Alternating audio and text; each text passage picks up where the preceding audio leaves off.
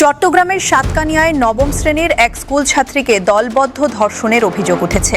গত বুধবার দুপুরে উপজেলার পাহাড়ি এলাকায় এ ঘটনা ঘটে বলে অভিযোগে বলা হয়েছে।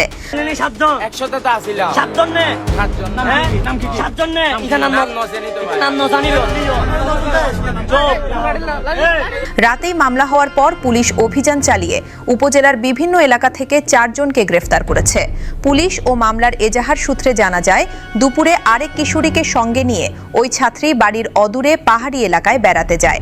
ফেরার পথে একটি মৎস্য খামারের 7 শ্রমিক তাদের পথরোধ করেন।